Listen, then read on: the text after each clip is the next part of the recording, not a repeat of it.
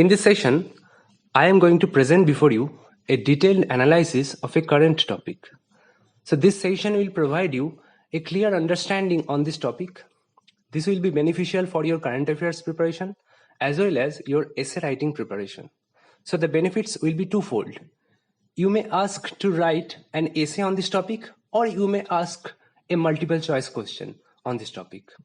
So kindly pay your attention and let's begin our discussion.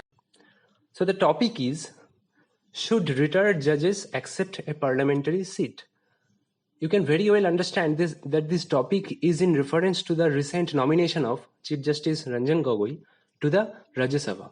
So this issue has a political tinge on it, and while writing an essay on this topic, you have to be apolitical as well.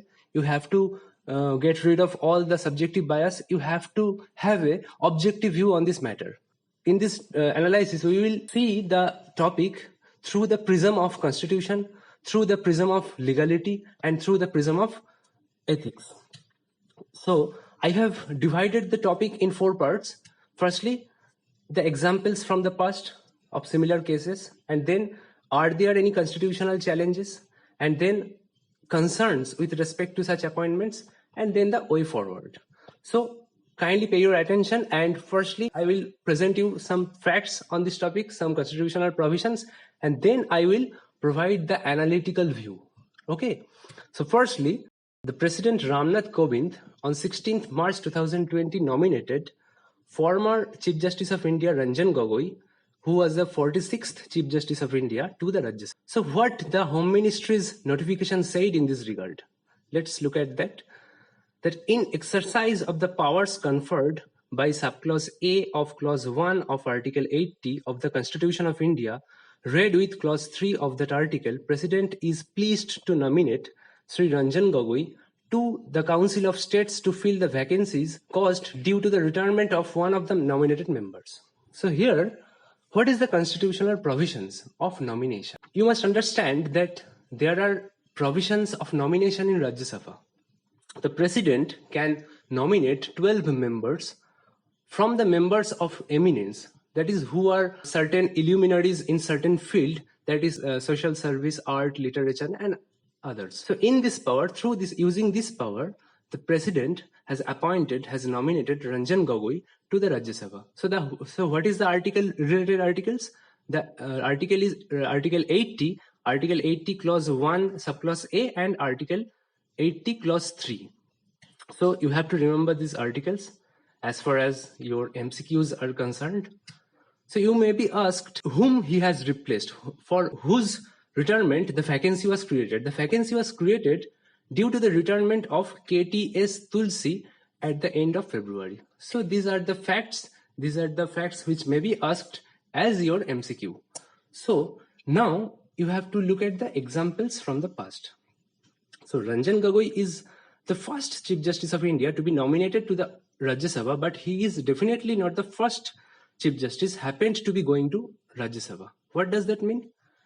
Actually, the 21st Chief Justice of India, Ranganath Mishra, served as an MP in the upper house from 1998 to 2004. However, Justice Mishra was a Congress MP, not a member of eminence appointed by the President. So Justice Mishra was not a member of eminence. He belonged to the political party. He belonged to Congress party. Justice Mishra was the second former Supreme Court judge to make it to the Rajya Sabha. And then there are other instances. The first time a judge of the Supreme Court who was nominated to the Rajya Sabha after retirement was Justice Baharul Islam. Okay.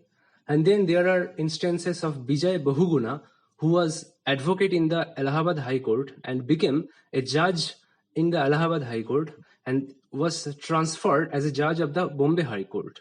He also served as the 6th Chief Minister of Uttarakhand. And there are other instances that former Chief Justice of India, P. Sathasivam, became the Governor of Kerala appointed by the Narendra Modi government. So these are the examples from the past. You have to remember, you have to take note of it. And then the inevitable questions comes that are there any constitutional or legal challenges? Actually, there are no such legal prohibition The Constitution does not bar the retired judges from being part of the legislature or being appointed as the governor or any other executive post. The only provision affected by the parliament is that the ban on practice after retirement. Actually, under Article 124, Clause 7 of the Constitution, a retired judge of the Supreme Court is prohibited to appear and plead in any court before any authority within the territory of India. That is the only ban, that is the only prohibition imposed on the judiciary after retirement. So there are no constitutional restrictions on the judges that they cannot practice, that they cannot join politics after retirement. So they can even engage in active politics. They are entitled to all the rights envisaged in Article 90, that is, they are entitled to express their opinion on any matter whatsoever.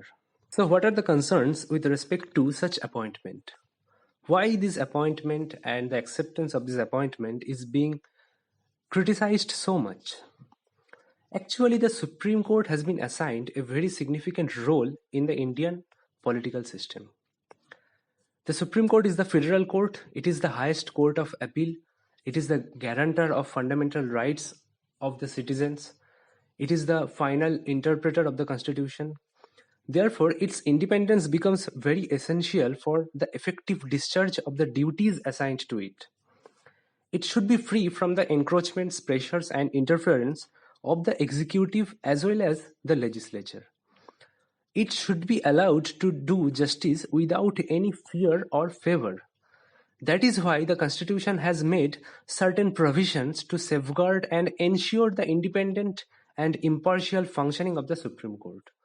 So we have to look at the various provisions of the constitutions which ensures the independence to the judiciary. So what are the provisions? Firstly, the mode of appointment, enshrined in Article 124, Clause 2, wherein it has been provided that the judges of the Supreme Court are appointed by the President in consultation with the members of the judiciary itself. So there is a say of the judiciary in the appointment procedure.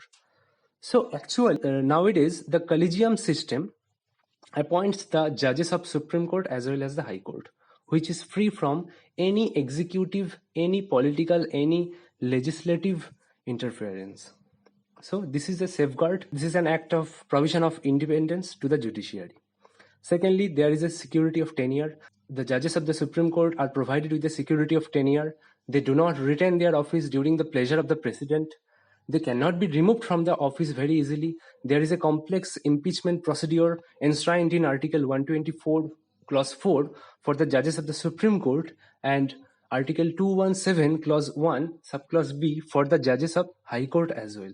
So there is a complex impeachment procedures, and the procedures relating to the impeachment has been elaborated in the Judges Inquiry Act 1968, wherein it has been provided that for the impeachment motion to be passed, special majority of each house of the parliament is required. So firstly, there should be an inquiry. If the inquiry proves the conduct of misbehavior or incapacity of the Supreme Court judges or the High Court judges, only then the impeachment procedure can be initiated and the impeachment motion to be passed by the absolute majority of the total strength of the parliament as well as the 2/3 members present and voting of each house of the parliament. So this is a special majority. This is a case of special majority. So the impeachment procedure is not that easy. This also ensures the independence of the judiciary. Then there are fixed service conditions. The salaries, allowance, privileges, leaves, pension of the judges of the Supreme Court and the High Court cannot be changed to their disadvantages after their appointment. That is, after their appointment, the salaries cannot be reduced. So that is the safeguard. That is a safeguard to ensure the dignity of the Supreme Court. And then the expenses like the salaries, allowances, as well as the administrative expenses of the Supreme Court are charged on the Consolidated Fund of India. What does that mean?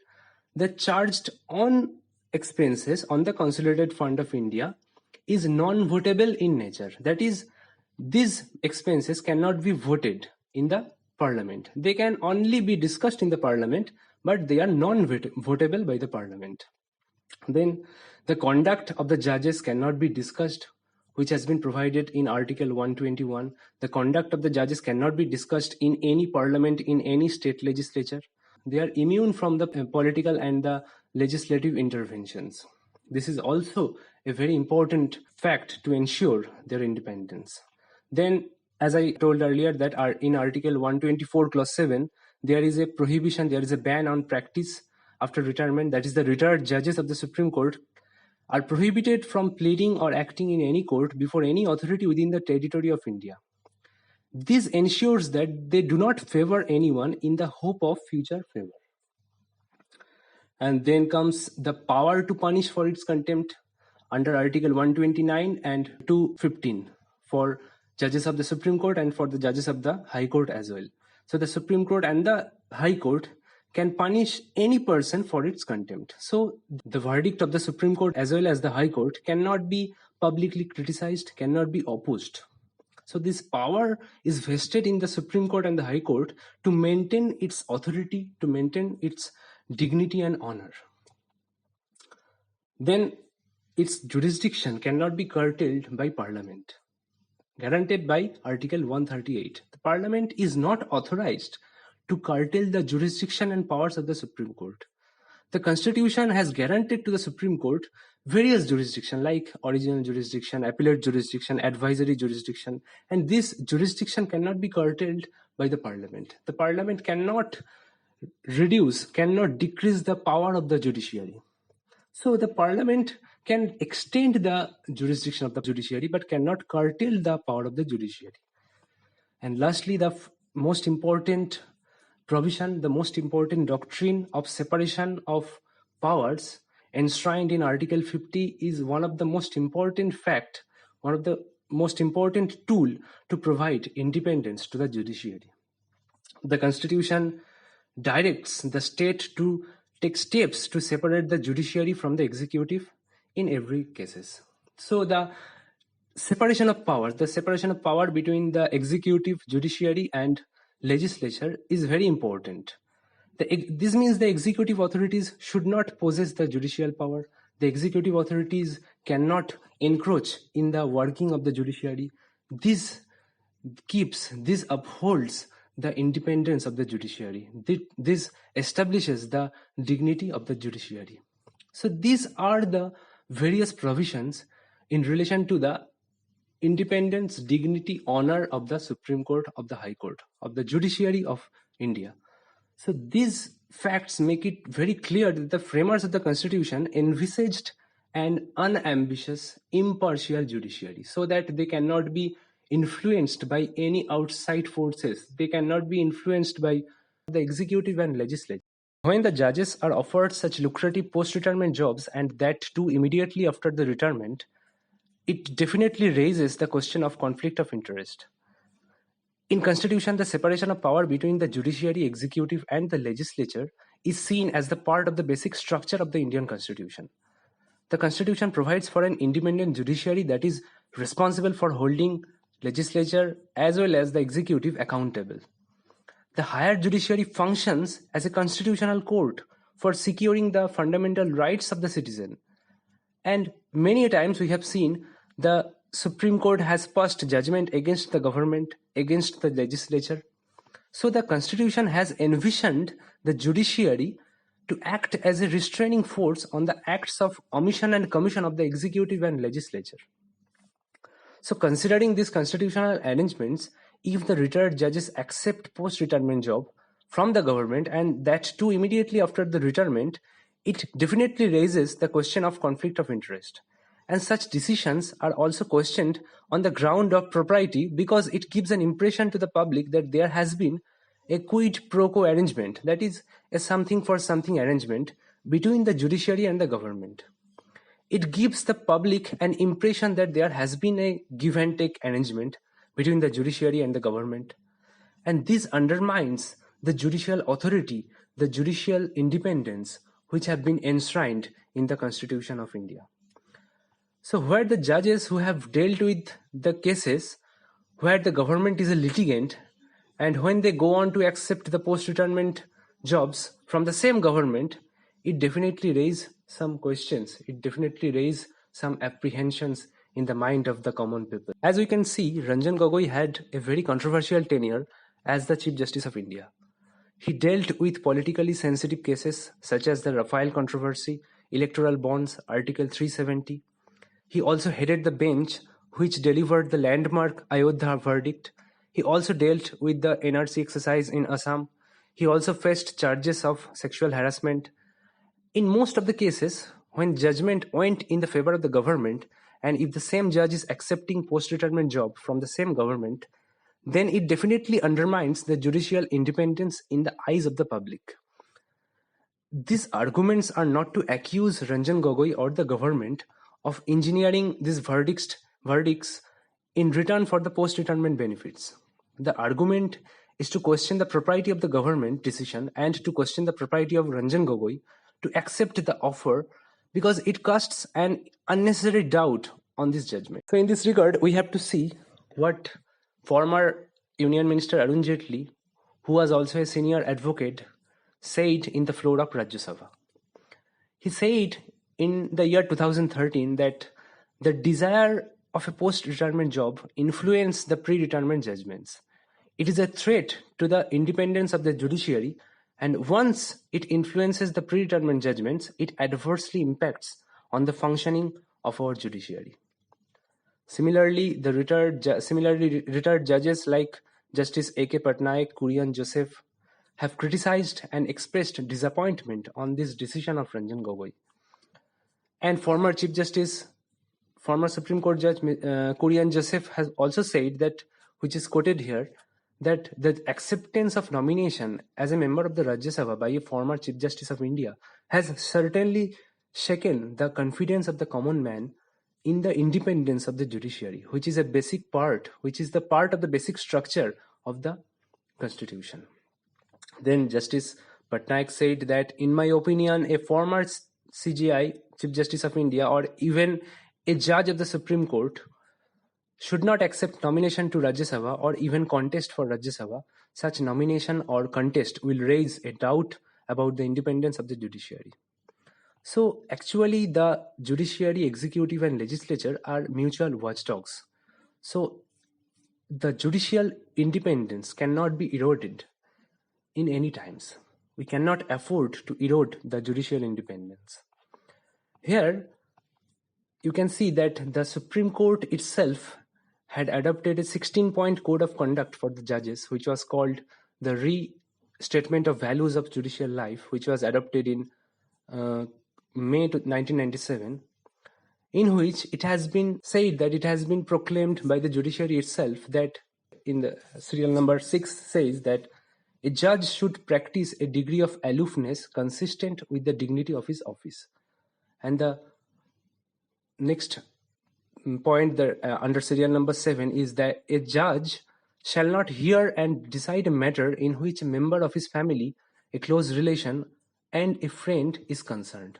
So these two are very important points. So these two indicates the aloofness which should be the most essential trait of the judiciary in functioning their judicial functions.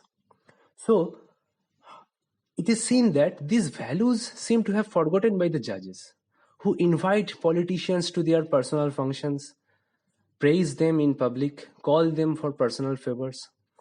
So it should be incumbent on the judges not to hear and decide cases of those politicians who are their personal friends. So now it is the high time that this document, this 16-point code of conduct, needs to be revisited to provide for detailed principle and guidelines for the judges to follow, including a resolution that it would be unethical and immoral for the judges to discuss post-retirement career prospects until retirement. So these are the concerns, these are the criticisms, and now there is a counter. The concept that the retired judges can be part of the political process has been substantiated and evaluated by one of the greatest legal scholars, Upendra Bakshi.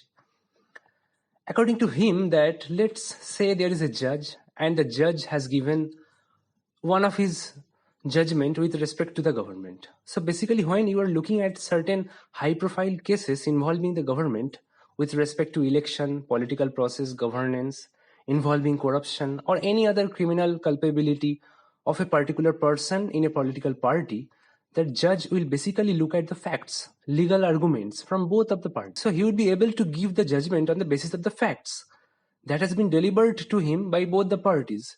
So he is delivering the judgment on the basis of the legal requirement, on the basis of the facts that were present right in front of him.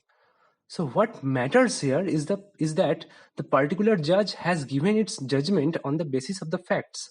So when you are considering this judgment on a retrospective basis and you are ridiculing and mocking this particular person in near future when he enters a political party, this leads to contempt also. He also said that we have a removal process of High Court and Supreme Court judges under the Judges Inquiry Act and the Constitution. So there is always an avenue present to impeach a judge if he is deemed to be corrupt, if he is not complying with the Constitution. So there is no need to go back retrospectively discussing a particular person's character. And so he is trying to convey that when the judges in that position, they do not look at the political ideology. The judgments are made on the basis of the facts only, which are present by both the parties. So here I have provided with all the views and counter views. So while writing the essay, you have to incorporate all the views and the counter views, pros and cons of this topic. So when you are writing an essay, you have to be apolitical, you have to be analytic, you have to get rid of all the subjective bias, as I have told earlier. You have to be objective in your view. So this will form a good essay on your part. So now, what is the way forward? What is the future course of action? We have to look into that. Now, there is nothing in the Indian Constitution that prevents the government from offering and the judges from accepting post-retirement jobs. Actually, the question is only regarding the ethics, the judicial independence, the doubts in the mind of the common people which are raised if the judges are accepting the post-retirement offers from the government.